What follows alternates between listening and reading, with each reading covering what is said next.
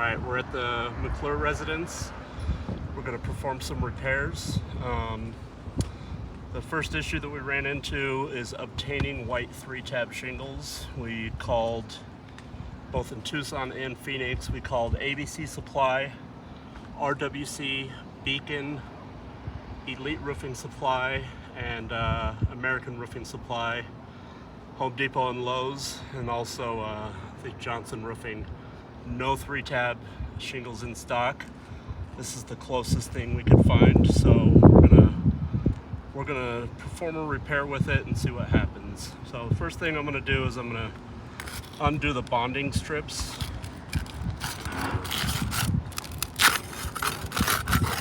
So that we can have access. And then undo the bonding strips up top too, so I don't cause any damage up there.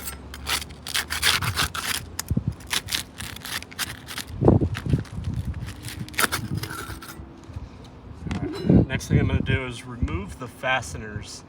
That's going to be the nails. This 3 tabs is what we're changing. So there's going to be nail holes there. And then the top of the shingle, there's actually going to be nail holes where this shingle is nailed in to the top of this shingle. So we're going to get the fasteners out first.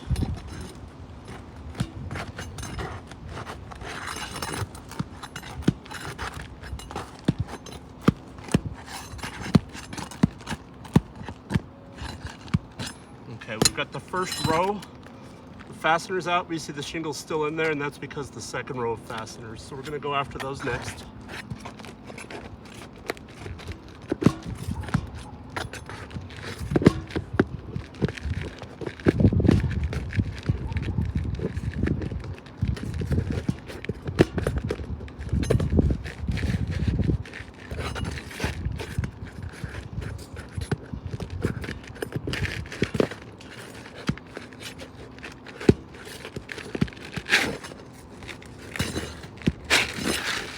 All right, you can see the first row of fasteners I was talking about and the second row.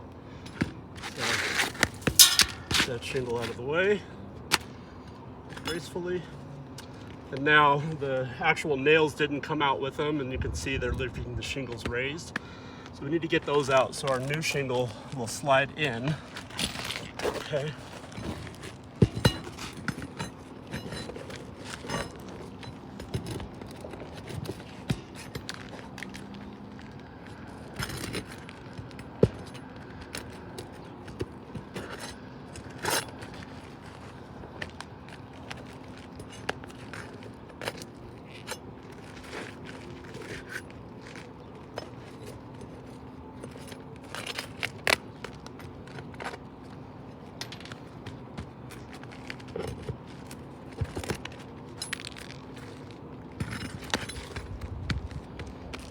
I think we got them all out.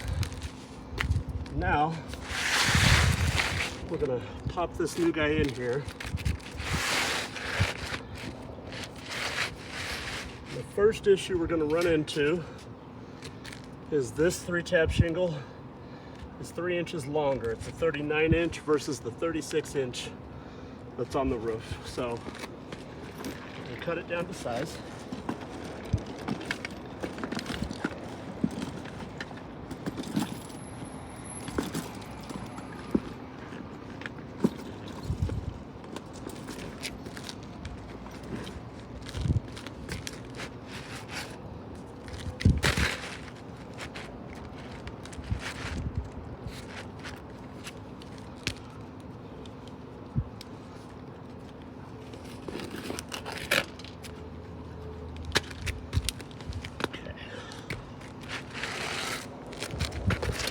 Should be able to get this in place.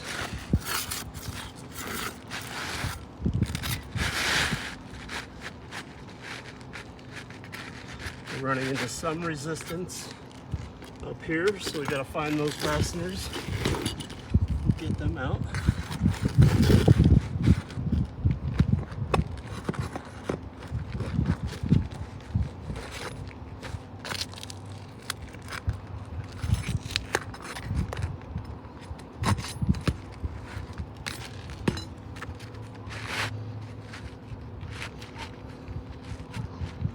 All right,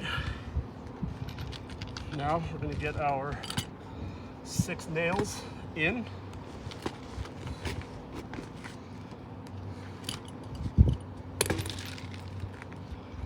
Start 1 inch from the edge.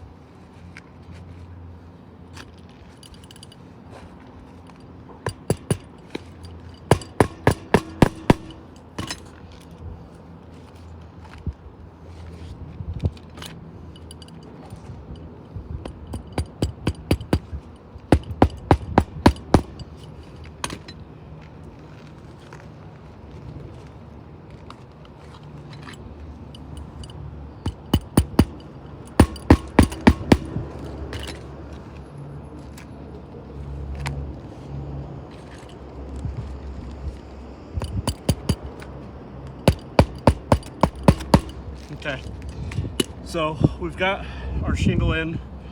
A couple things, if you want to come in close here, because of the different sizes, these shingles are not proprietary, they're not universal, or they're proprietary, they're not universal. So they have different interlocking mechanisms, different lengths, widths, exposures, sealant strip placements and sealant strip patterns, and also sealant strip technologies. But on this shingle, the only one we could find, you see how the sealant strip is almost halfway up the 3-tab there when it's supposed to be down here, and that's to align with where it's supposed to be placed, because if it's up here, the shingle's more likely to catch wind because it's not sealed down at the edges. So that's problem number 1. Problem number 2, if you look, in order to get the nail in straight up and down, we had to get the tab up, and now you can see it's wiped away all these granules on these, right? Barely brushing them. Now that shingle is damaged from that. It's also damaged because of the second row of fasteners that we had to get out in order to have access to put this in. So that's the second issue. Third issue, if you look under here closely, you can see the breaking the sealant strip caused this shingle to rip part of this shingle off, or the vice versa. So now we got more damage. The damage is expanding in a few different directions, and with all of the missing shingles on this roof, it's going to cause more damage. So we're not going to do anything further today. We're going to tarp up some areas and get out of here before we cause more damage.